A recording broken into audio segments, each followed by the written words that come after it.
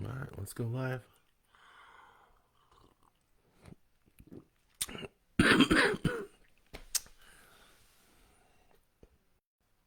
All right.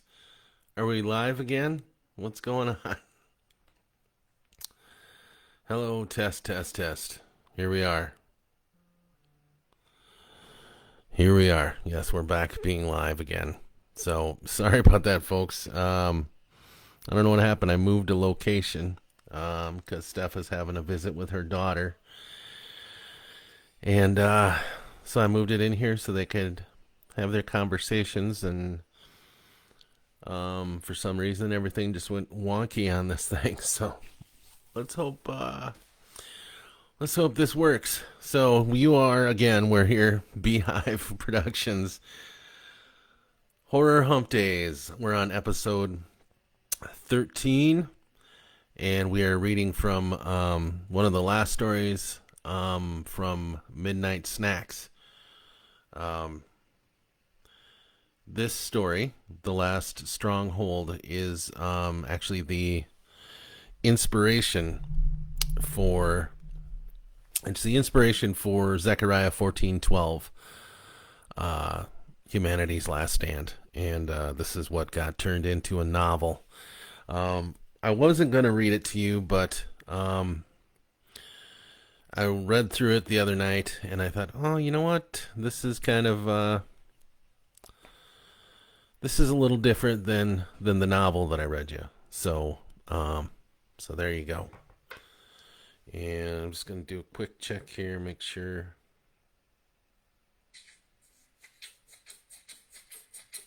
Okay. I don't know what that was. Here we go.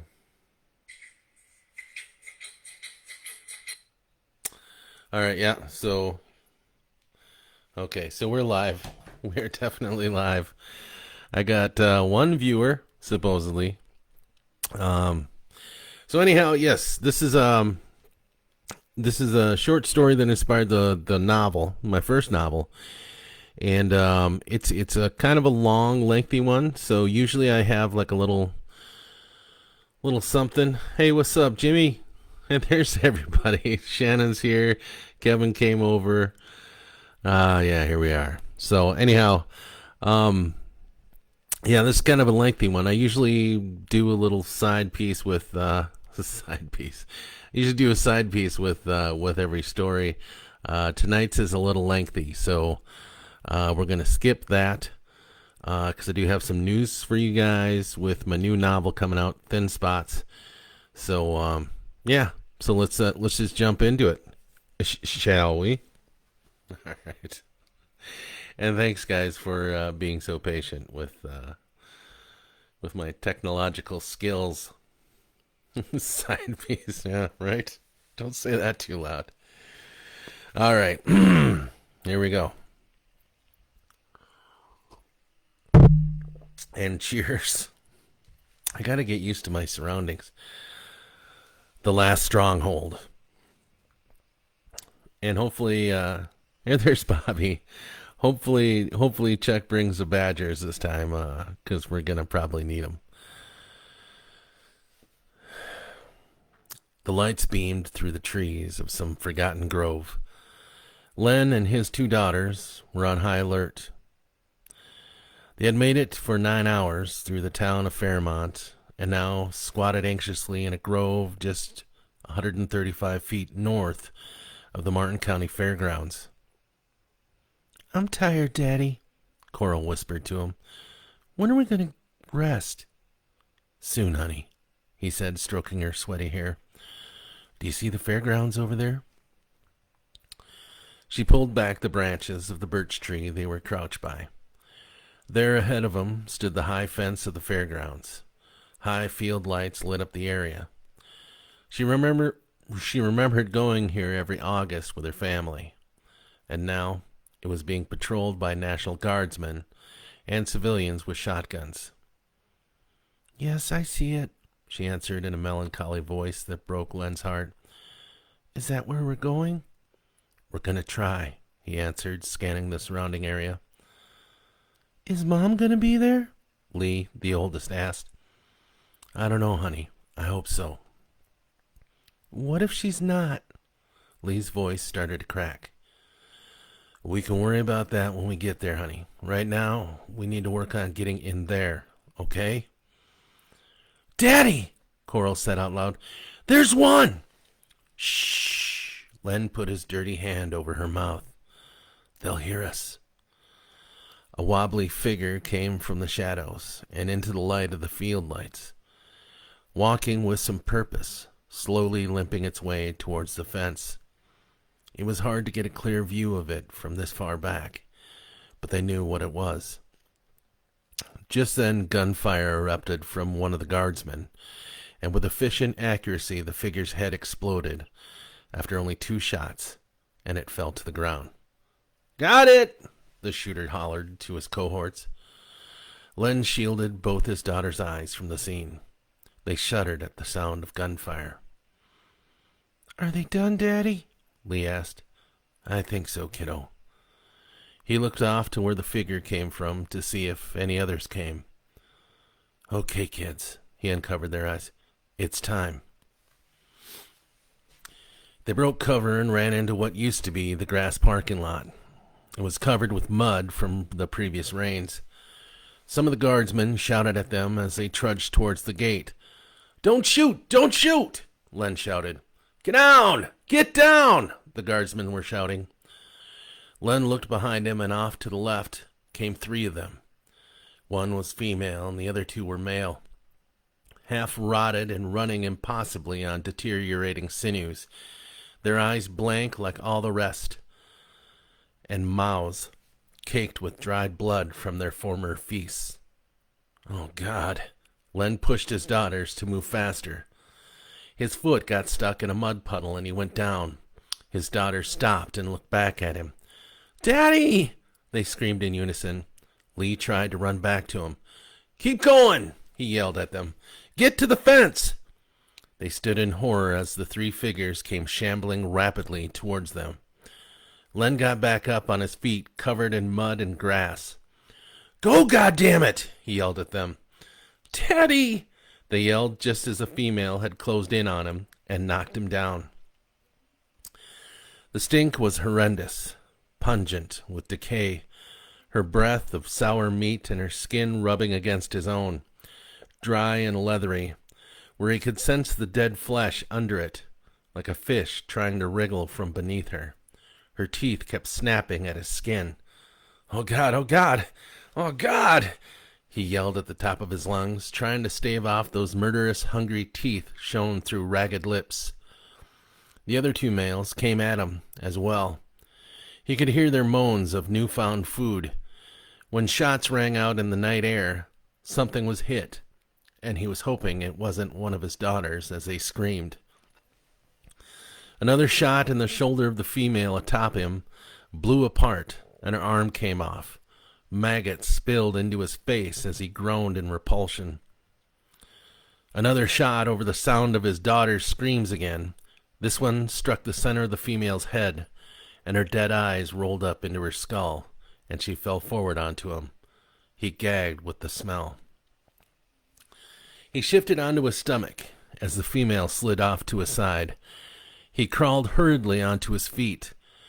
When he saw that one of the males had been killed and was lying in front of him, the other was rushing up on him. He turned, hearing an oncoming hiss, and a bullet cut its way through the thing's eyeball, scattering the remains of its head behind it. His girls were at the fence being pulled in to the other side as they screamed for him. Run, Daddy! They yelled. Len, not knowing if there was another behind him, he had lost a shoe and the ground was too thick to run fast. He heard 2 shots and then accompanying hisses past his head, a grunt behind him, and then a thud as whatever it was hit the ground. Without breath, he made it to the gate and collapsed into the arms of a stranger who was holding a 9mm. Lee and Coral ran into his arms, crying. Let's get you 3 inside the hockey arena, one of the men said. The 3 of them were given chemical showers as a precaution, and then given new clothing. There was a cache of new and used clothing from Walmart and the Salvation Army. Also stacked up along the bleachers inside were rations of food and medical supplies. "Do you see Mom anywhere?" Lee asked. He looked around at the people moving nervously about the hockey arena. He didn't see her. "No, but she could be helping somewhere else too, kiddo." He expected to see more people, but as it was in here, there were only about 36 that he counted. Perhaps there would be more in the other buildings. A National Guardsman came up to him, holding out a .45 caliber pistol and an M16. His daughter's eyes widened as he took the weapons. "You are to remain armed at all times," he said. "You'll be set up for sentry duty on a rotating shift. Until that time, you and your family are to be remained inside this building unless instructed otherwise. Have you handled a firearm before?" "Yes," Len answered, trying to absorb the situation. "Very well. There are plenty of open cots available, and food is rationed out 3 times daily by the Salvation Army. Any questions?" "Daddy, ask about Mom," Lee insisted. I'm looking for my wife," Len asked awkwardly. "Her name is Amy Emerson. She's a nurse at the hospital. I've lost contact with her when this all began." The young soldier looked at him. We've mobilized everyone from the hospital here. Anyone from there or who has any medical emergency were issued to the 4-H building." "So she could be..." "Sir," the soldiers added quietly, "there was a confrontation at the hospital. The hospital was overrun with these things. Not a lot of people survived the skirmish. I can't guarantee your wife is here with us." "Can I go over there and see if she's here?" "I'm afraid you're not allowed to leave the building until your sentry duty comes up. I'm sorry. But we have to keep those not on duty inside. Otherwise, you could either get mistakenly shot or killed by those things. Trying to keep you safe, sir, and you probably need your rest anyways." "I want to see Mom," Lee whined. "Me too," Coral added. "We need the rest right now, kids. We'll try to find her in the morning, okay?" Len pleaded. "Is Mom dead?" Lee asked. She was always the grim one. "I don't know, honey." Then he corrected himself. "No, I'm sure she's fine. Probably helping over at the med center here. We'll find her, okay?" That didn't appease her, but they were both exhausted from the day's events and let him lead them to a cot. An old woman came over with a couple of brown bags filled with food. "You look famished, honey," she said to the kids. "Better eat something before you head off to sleep." "Thank you," Len said, and took the bags from her. Inside, there was PB&J sandwiches, bags of chips, and apples. They all three wolfed the food down and chased it with a carton of milk. He tucked his daughters in to their cots and sat stroking their hair until they fell asleep. "They're angels," the woman who handed them the food complimented. "Hmm?" She shook him out of somewhere else. "Oh, thanks. Yes, they are. They look like their mother." "You from the Fairmont area?" she asked, making small talk. "No, not originally. We're from Minneapolis. My wife took a job down here as a nurse up at the hospital. We've been here for about 8 years." "Name's Ruth Gaiman." She held out a large, calloused hand. She must have been a farmer, he guessed. Len Emerson." He shook it. "Nice to have met you." "What did you do, Len, before all this happened?" "Well, I was a writer. I used to write commercials for Mankato, KEYC TV. I guess I won't be doing much of that anymore. And you?" "Oh, I used to farm with my husband, Neil." She took on an expression of sorrow. "But he didn't make it through this scourge." "I'm sorry." "Not as sorry as I am, Len. I'm the one who had to put the bullet in him. If you don't hit those suckers in the head, they just keep coming. Well, I'm hoping my wife is over at the 4-H building, helping with the med center there. Well, Len, you're in luck. I go on sentry duty in about 45 minutes. I'll run over and check for you if you'd like. If I find her, I'll tell her you're here. Oh, God, that would be wonderful, he sighed with relief. Wake me if I'm sleeping, but I'm fairly certain I'll be awake most of the night. Surprisingly enough, he was wrong. He went right off to sleep after she had left him. It was dreamless, and he only awoke once in a while to check on the kids. The next morning, Len was awoken by Coral pulling at his shirt. "Daddy, get up!" she ordered. She sounded excited about something. "Daddy, hurry, get up!" He opened his eyes and looked around, trying to get his bearings, and then focused on the set of blue and brown eyes that looked at him joyfully. "They found Mom!" Lee spouted. "She's not here, but she's with an army guy about 5 miles from here. She's okay, Dad, she's okay." The news woke him up immediately. He hugged his kids and kissed their heads. He then wondered what happened to Ruth. "Have you guys seen Ruth?" he asked them. "Who's Ruth?" they asked, still buried in his chest. "The lady that gave us food last night. Have you seen her?" "No," Lee answered. "Who told you about Mom, then?" "The army guy who gave you the guns. Can we eat now, Daddy? I'm hungry." "Me too," echoed Coral. "Yep." He stood up stiff, but feeling well-rested and famished. "Come on, let's go, guys." He passed by the young soldier he was briefed by last night. "Excuse me, I heard you found my wife?" Yes, sir," the young man said. "Her and another infantryman are holed up right now down on Woodland Avenue. He contacted us by shortwave." "Will you be sending a rescue party to get them?" The boy cleared his throat. "No, sir. I'm sorry, but if they're to get here, they'll have to do it on their own. We can't risk any more personnel, and there are just too many of those things out there to count. We have to keep this perimeter secure. It's the last stronghold for miles." "But that's my wife out there. These children's mother.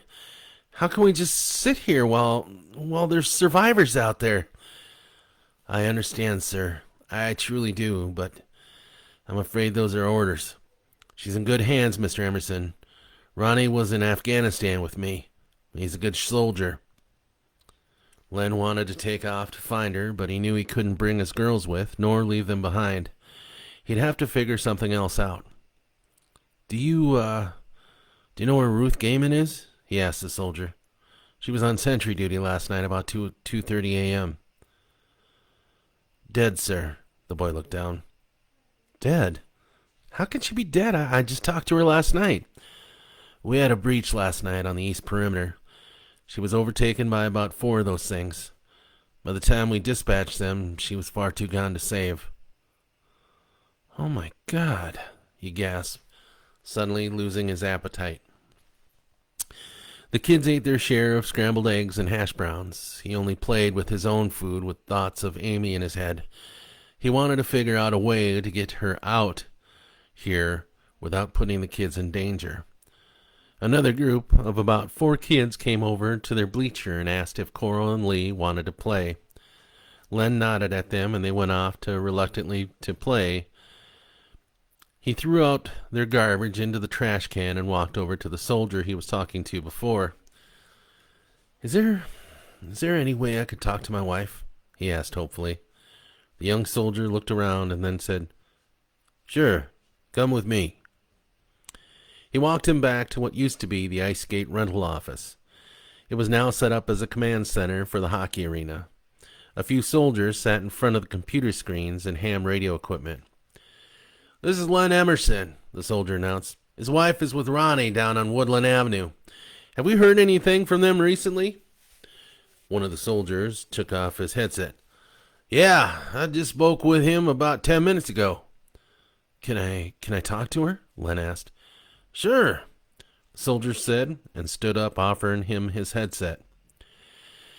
N0KIP, this is Martin County Base. Come in, over. There was a long pause, and then, Martin County Base, this is N0KIP, over. We got Amy Emerson's husband here, and he'd like to speak with her, if that's possible, over. Len's stomach fluttered with anticipation. Len?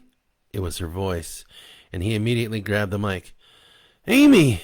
He shouted. Oh my God, Amy, thank God you're all right. Lenny, how are the kids? Are the kids all right? Yes, they're fine. Scared, but fine. Are you okay, honey? So far. She coughed a bit into her microphone. It was a juicy cough that got him worried. It's been real tough. Almost didn't make it here. What's wrong? You sound sick. I'm okay, honey. I was attacked at the hospital. I escaped in an ambulance when I tried to make it home. But everything was so crazy out there. I lost control of the ambulance and flipped it. Ronnie found me and we made it here. But I've been bitten by a few of those things. It's making me feel really sick. I gave myself some morphine to keep the pain down. He panicked. He didn't know what a bite from those things could do, but he was sure it wasn't good. If she was ill, Ronnie the soldier wasn't going to be able to mobilize her quick enough to get through any attack. They were going to have to stay where they were. Are the kids by you? She asked. No, but I'll get them. He went out into the arena and found them playing a game of Uno. Come on, guys, Mom's on the phone. He led them back happily to the command post. It was after dinner when it was time for Len's first time at sentry duty. He was nervous and didn't want to leave his daughters alone. They followed him to what used to be the ice skate rental desk. Oh, shit. Jim says I'm frozen. Am I still frozen or everything still good? I'm just doing a check here with you guys, making sure everything's copacetic. Everything good? Anybody? Chucky's here with the bats, the ravens, and the otters? Are those otters? All right, I'll take otters, man. All good. All right, cool, Shannon. Thanks. Hey, Sarah. Good to see you. Thank you. Thank you for coming. All right, where are we at now? Everything's groovy. Yeah. Okay. Okay, this is where you guys gotta leave me, he said to them gently. Coral immediately grabbed his hand. Why, Daddy? I want to come with you. He sighed and then squatted down next to her. We talked about this, honey. Daddy has to help keep this place safe once a day. It's like I'm going to work. I'll be okay, Coral, and Lee will take good care of you. No, Coral protested. I'll take good care of Lee. That's my girl. He kissed her forehead and then he hugged the both of them. I'll see you guys in 6 hours. I love you. Lee led her sister towards the area where the other kids were playing at. There wasn't much for them to play with, save a couple of board games, a Lego set, and a few stuffed animals. Cute kids, the sergeant behind the desk of the armory said. Oh, thanks. Len began to feel sad for his children, having to grow up in this type of crisis. Let me see your gun. Len handed over the 9mm Smith & Wesson. It stuck you with a 9mm? The sergeant laughed and shook his head. You won't do much damage with that. He handed Len 6 full magazines. Here. These are hollow points. At least you'll scramble their heads with these. Will I need this many? He asked nervously. And then some. I'm not going to lie to you, sir. I have no idea what you'll see out there along the perimeter. But there aren't many of us to spread around on teams, so we can't monitor the entire fence line. Fan-fucking-tabulous. Hey, Christy. Nice to you to join us. Good to see you here. You'll be teamed up with someone from your group. The sergeant kept going. Do not separate for any reason from your partner. Okay. All of this was beginning to make Len feel extremely nervous. What if something happens to me? What'll happen to my daughters? The sergeant got a flash of emotion in his face, and then it was immediately gone. Your daughters will be cared for as long as there are people alive here. The thought of them being alone without a parent made him so sad he almost cried. But he swallowed the lump in his throat and joined his crew in the lobby of the ice arena. Emerson, called the squad leader. It's your first night, so listen up. You've been teamed up with Doble. He hasn't lost a partner yet. Terrific, he thought to himself. You go out in your teams and make your rounds along the outer perimeter. Just follow the fence line. If you encounter any deadheads, which you most certainly will, call in your sighting on the radios. The towers will then spotlight the area while you exterminate your target. Any questions? Len had a million of them, but didn't have time for all. What happens if they breach the fence? The only way they could breach the fence is if they come in a horde of 30 or more. Fortunately, that hasn't happened yet. But if it does, we have safeguards that will be implemented. Now, if there isn't anything else, the current shift would like to get some shut-eye. Doble, a Vietnam veteran who was built for a man of his age, patted Len on the shoulder, and they headed out into the night. How long have you been here? Len asked while they began their perimeter search. Well, the first place I headed when shit hit the fan and the first reports came in across the radio was the National Guard Armory, he said while searching with his flashlight.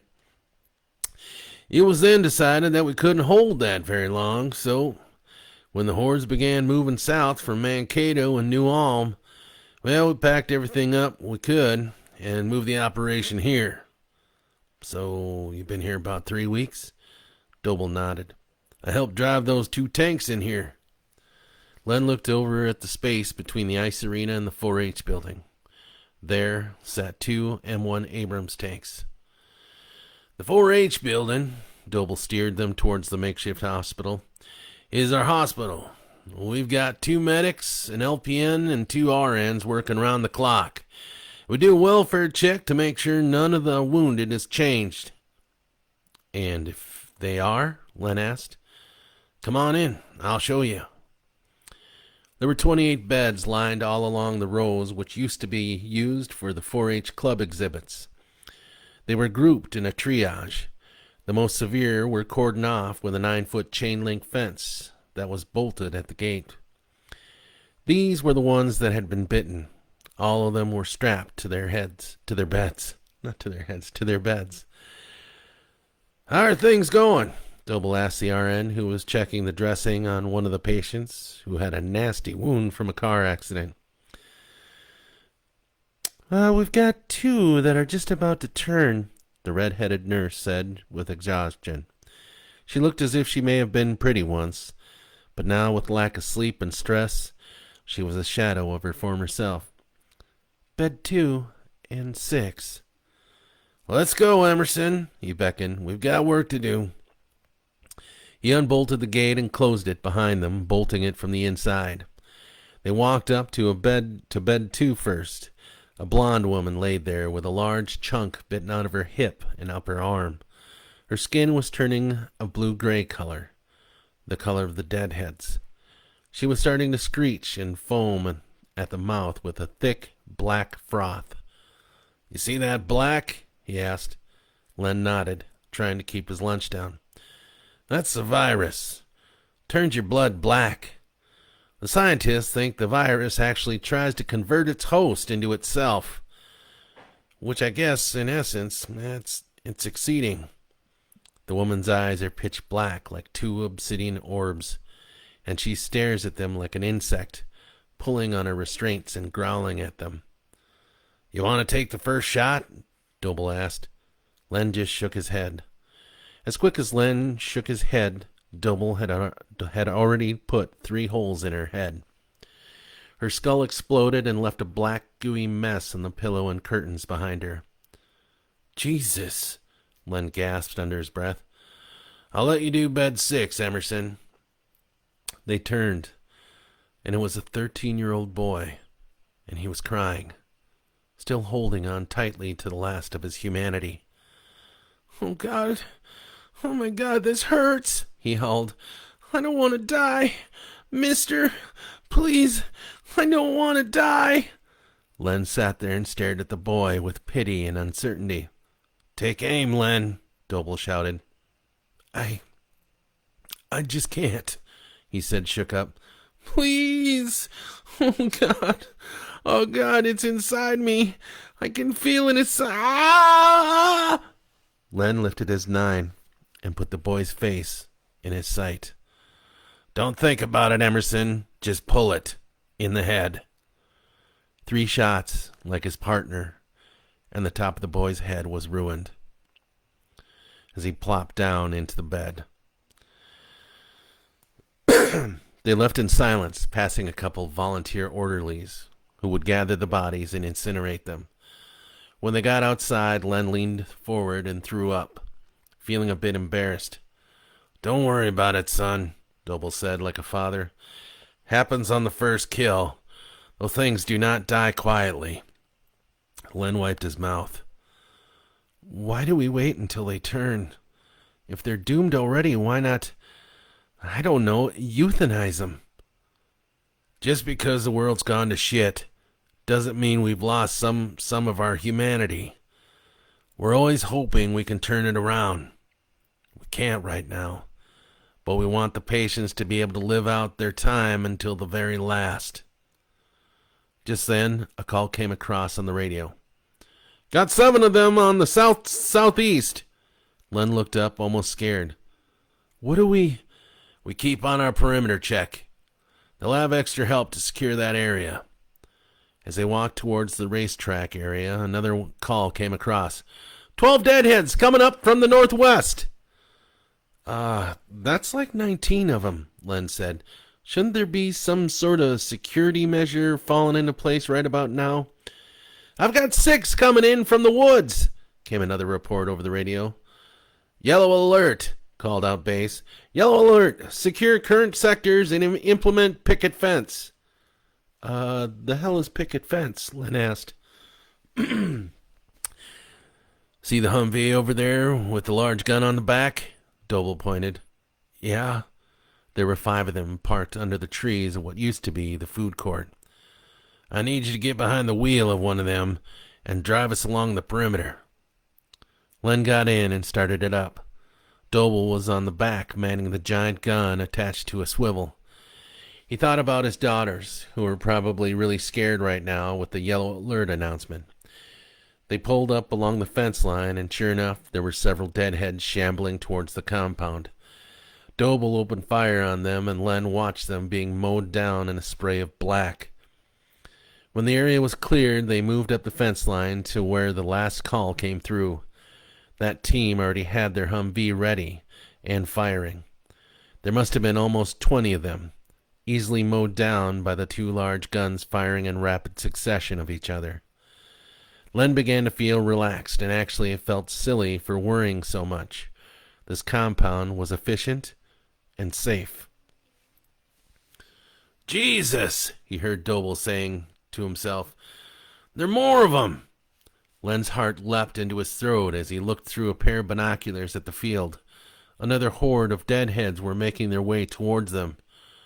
Hey! Doble popped his head into the cab. If things go south, there's an M16 mounted in the back seat. The ignition key opens the lock. Why would things go south? He didn't get his answer, and he didn't need to. Without even thinking, he unlocked the bar over the M16 and checked the clip. It was full, and he laid it on the seat next to him, and then checked the ammo box. They're at the fence line. We need backup, called a team on the radio. We need everybody we can spare. Their numbers keep replenished. I don't know where they're coming from. Doble, Len hollered back. I need to go to my kids. They probably need me right now. Len, your girls need you out here defending the perimeter. If we don't stop them before they get in, they'll never have a chance. There was some sort of strange logic in this. He began to think about his wife and hoping she was safe. He wished she were here to be with the kids. At least he would know they have a parent with them. He also wanted to go and get her. But the way things were going here, he didn't see that happening anytime soon. "They've broken through the gates, south side," came the call on the radio. "Get us there," Doble shouted. The other Humvee kept its vigilant shooting at the deadheads, moaning their way closer and closer. Len skidded to a halt as he saw a horde of over 25 deadheads push through the southern fence line. The two who reported the breach were running backwards towards the Humvee while firing at the mob. Doble gave them cover fire, but did so in vain. "Oh my God," Len gasped as the horde overwhelmed the two and began to eat them, tearing away limbs and organs and skin and devouring it. Loud bangs and blinding flashes cut through the night above him as Doble let go another beastly round of fire into the mass of undead. But it was obvious that their numbers were not depleting. The radio began to squawk out the panic of the other teams as the perimeter began to fall. A full retreat was being ordered. Len drove the Humvee to the ice arena, with the rest of the teams following. He strapped on the M16, filled a rucksack with ammo, and then headed towards the front doors of the arena. "Won't do you any good," Doble said behind him. "They've more than likely gone up to red alert status, in which the arena is locked down." "I've got to get to my kids," Len gritted his teeth with rage and frustration. The hordes were coming from all directions. Both men joined the rest of the teams in firing at the deadheads. "Make your way to the other side of the arena," Doble shouted. "Why?" "Just go!" They ran past the tanks and found themselves face to face with another horde trying to get through the fencing in the back of the arena. "Shit, shit, shit!" Doble spat. "Now what?" "There's a ladder back there. That'll take us to the roof. We can get in through there." They made their way to the ladder just as the fence buckled, and the horde began dragging themselves towards their prey. When they got midway up the ladder, Doble pulled up the slack as it telescoped up and away from the grasping death below. The sound of the horde's moaning was beginning to drive Len insane. He watched them all trying to crawl up the wall, growling in frustration. "Jesus!" Len screamed out. Below, a few of the teams were being overwhelmed as they tried to escape from the hungry mass of undead.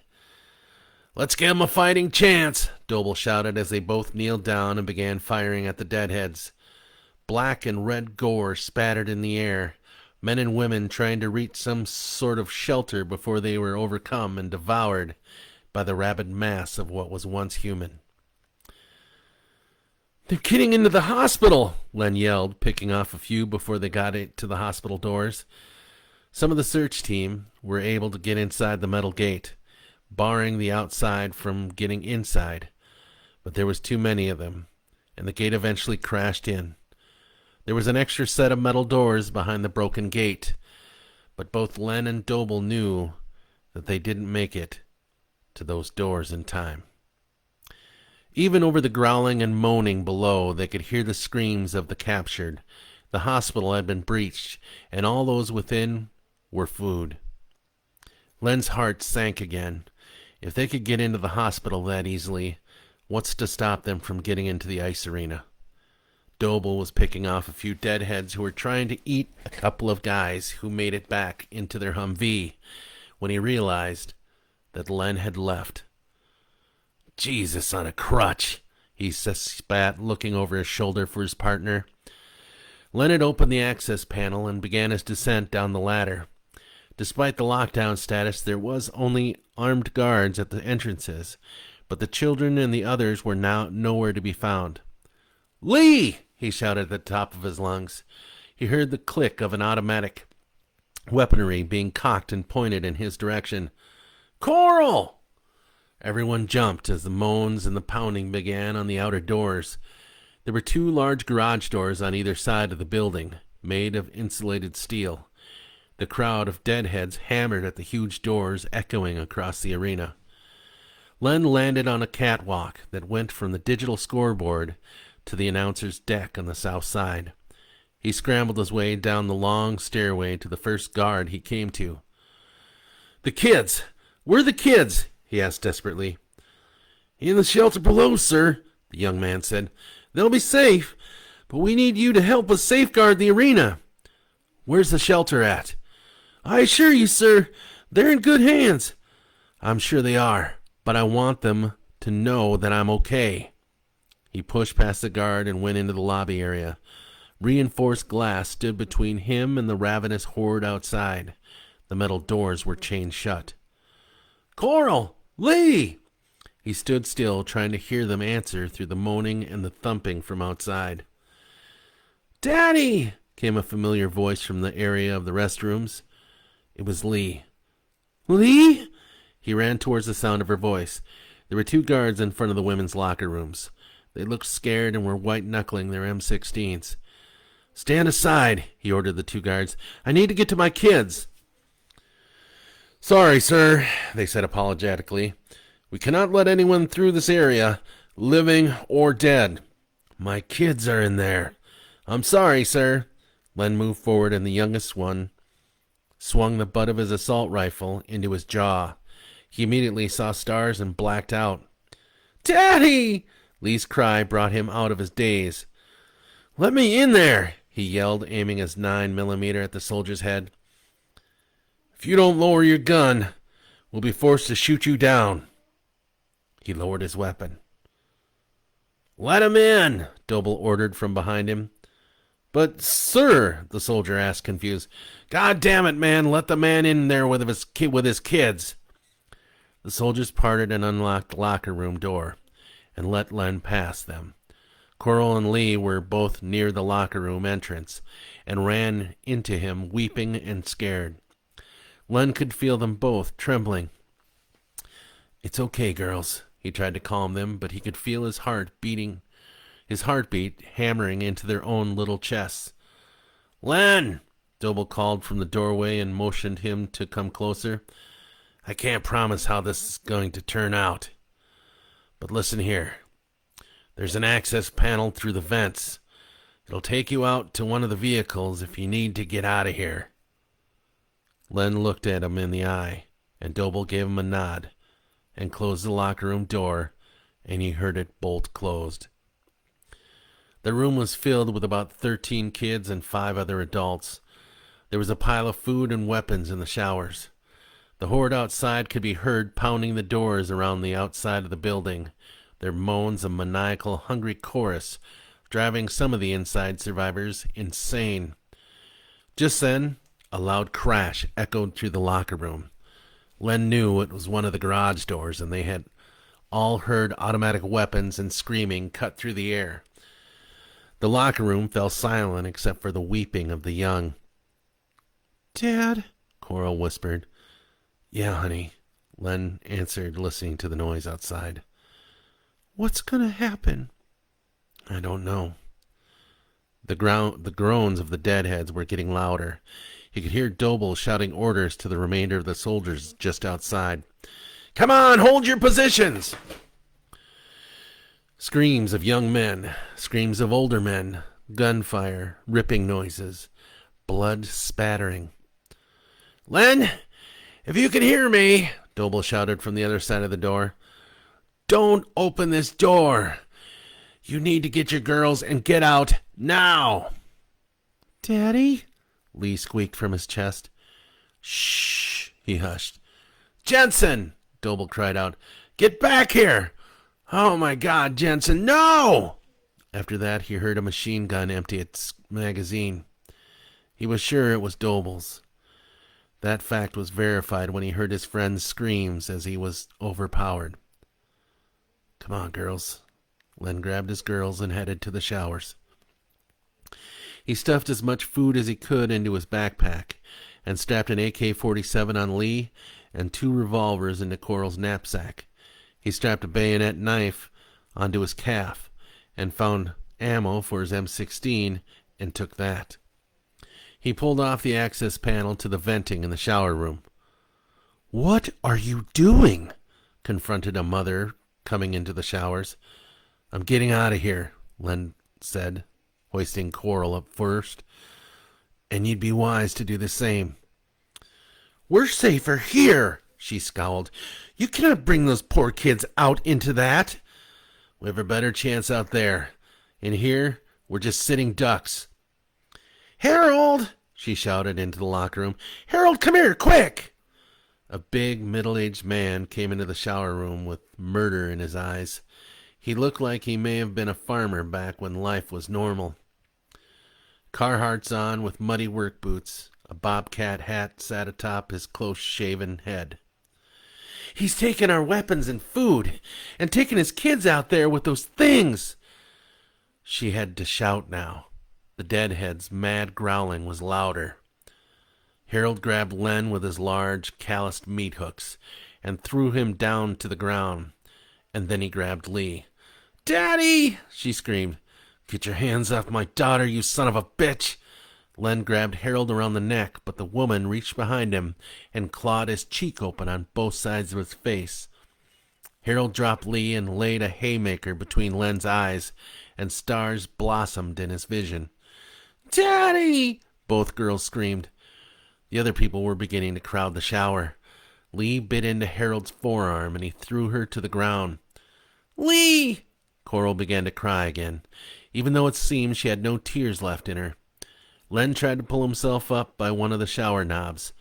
Vertigo spun in his head as he tried to shake it off. Blood dripped from his nose. "Coral," he moaned to his daughter. "Daddy, get Lee!" she screamed.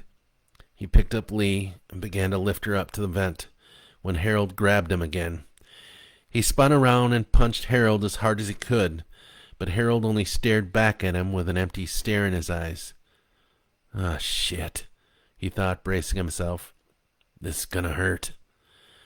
But before Harold could make yet another connection with Len's face, the locker doors crashed. Everyone stopped in their tracks. Breaths held and pulses raced. The double doors to the locker room were dented in. The murderer's howl became louder. Rotted fingers wriggled their way through the cracks in the door. A dead eye spotted the meat inside the locker room, and it screeched while the rest returned its screech. The assault on the door became rampant. Len could hear the hinges creaking. He lifted Lee up onto the vent, and then grabbed his backpack and lifted himself up. "Come on, people!" he shouted to the staring group of doomed survivors. "Come on, there isn't much time!" The surviving kids had vice-like grips on each other, and the remaining adults, they stood there staring in horror. Harold moved his way to the doors. He put the bulk of his body into the door to hold them back. With every deadhead attack, his body was jolted back, and soon there was a hole big enough for them to grab a hold of Harold's massive body, and they yanked his body part ways into the hole. He began to scream, a low, dumb scream, as they ate away whatever chunk of meat they could get at on the other side of that door. His hands and legs kicked. Soon the weight of the horde bent the doors off their hinges, and they poured in, grabbing whatever body they could, and chewed through them like a school of piranha. Len slabbed the venting back over the hole and rushed his girls through the vents. The survivors' screams echoed through ringing their ears, both his girls weeping so hard they could barely breathe. They heard the vent being pulled off and heard someone screaming to come back for them. But then those cries were cut off by the liquid crunching of flesh and bone. They negotiated their way through the labyrinth of vents until they came to the roof. Len pushed the vent up and peeked out to make sure the roof was clear. There wasn't a soul, dead or alive, topside. He pulled himself up. "Daddy, is it safe?" Lee asked, trembling. "Yep, come on." He hauled them out, and it was good to breathe the fresh air. even though they could smell burning wood and oil, blood and rot and decay faintly in the air. "Now what?" his oldest asked. "We're still trapped." He brought them both over to the edge of the roof. "See that?" They reluctantly looked over the edge. Below, surrounded by the hungry dead, were two M1 Abrams tanks. They both nodded their heads. "We need to get onto one of those, and we're going to drive it out of here and try to find Mom." "You can't drive a tank, Dad," Lee told him. "Well, love, I'm going to have to learn fast, won't I?" "I don't want to go down there, Daddy." Coral began to cry again. "It's our only chance, honey," he said, trying to filter the impatience in his voice. He picked her up and held on to her as they descended the metal ladder that went halfway down the east wall. Here come the Badgers. When they got to the end of the ladder, the horde outside screeched at their newfound food. Coral screamed into Len's chest, and Lee's legs got weak with fear. "Daddy!" she shouted above him. "Focus, Coral. Focus, Lee. Coral, I need you to hold on to the ladder while I get down to the tank. And I need you and your sister to jump down onto the tank, and I'll catch you." "No, Daddy!" they both cried. "Listen!" He hated the voice. He blared at them. "We have to do this!" Coral reluctantly let go of her father and clung tightly to the rungs and wept as her dad jumped onto the deck of the tank. The horde greedily reached for him, trying to climb onto the tank to get at him. He fired into the crowd, dropping a few, but not enough. He began thinking that this was a bad idea. He could hear both of them screaming for him as they watched the horde gain purchase of the tank, watching the dead splatter with their black blood with gunshot wounds from their father. Len found the latch to the tank and opened it. Coral tried to climb up higher. "You two stay till I can clear the crowd a bit more," he shouted at them. The hope was leaving his tone. Just then, bodies were dropping all around him.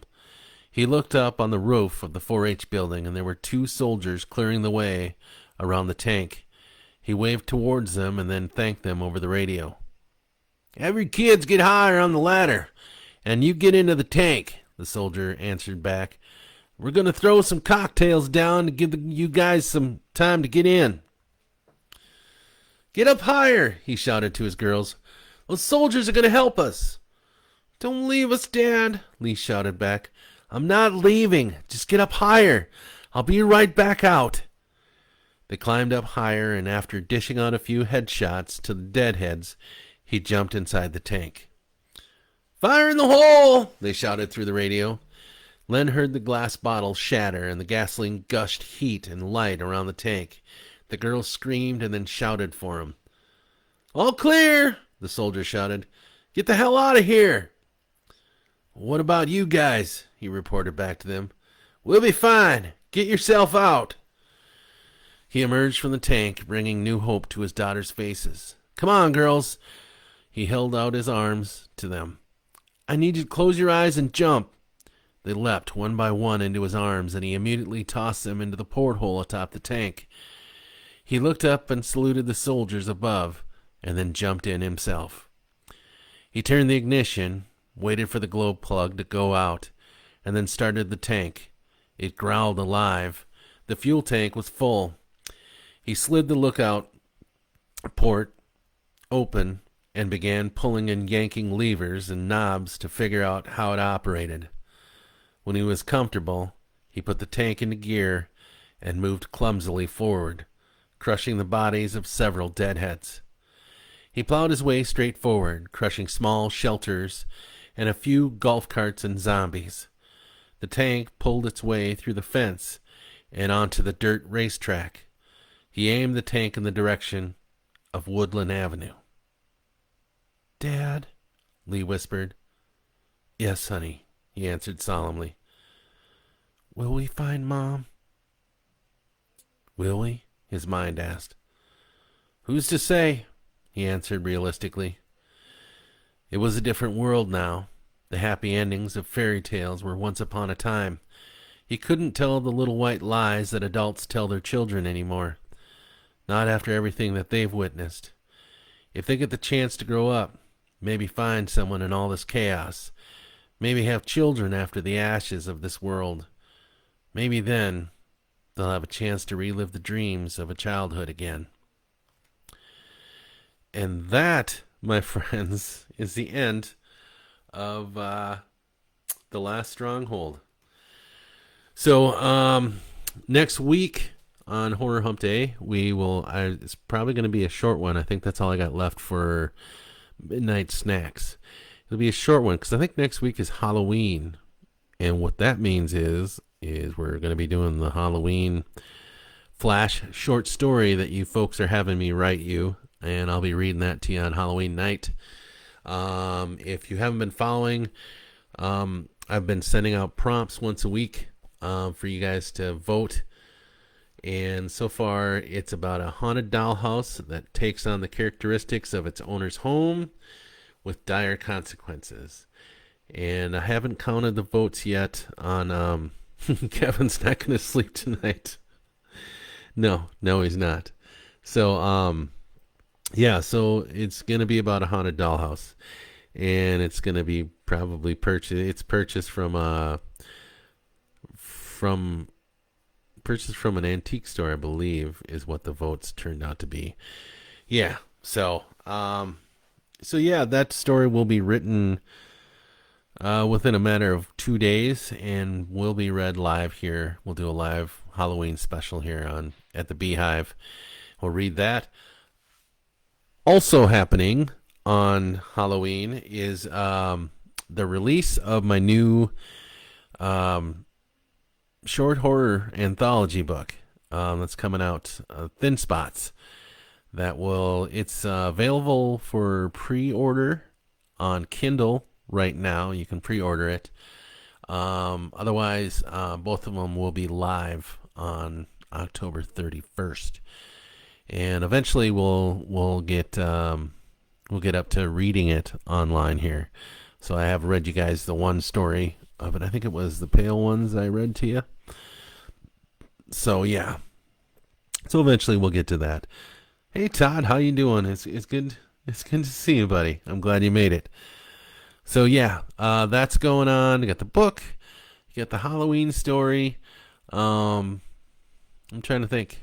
Oh, and Tunes for Tuesday is going to be returning on Tuesday. I have not decided who I'm going to be learning how to play. But you know me, I always wait for the last minute to do that. So yeah, that's just what I do. Anyhow, you guys, thank you very much for coming out tonight and listening to the short horror story. Holy cow, we went an hour, kind of. And you guys also came back after the little computer glitch that we had, so I appreciate that. I appreciate all of you. Thank you guys for sharing my stuff, liking and subscribing, and yeah, all of that stuff, all the support you guys give me.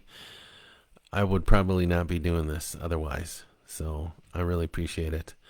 So thank you guys again for your support.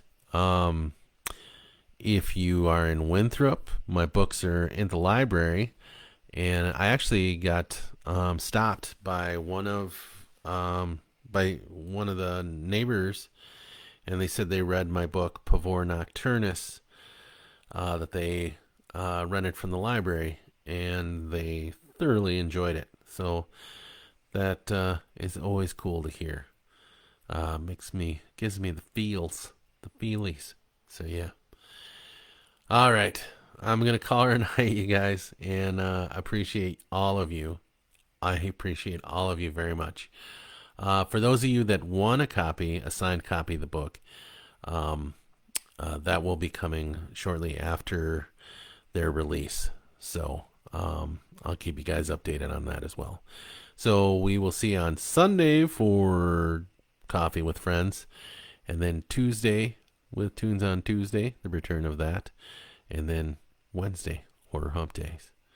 And then, you guys are going to see me, it's too much. You guys, Sunday, Tuesday, Wednesday, Thursday. Holy cow. 4 nights. Can you handle it?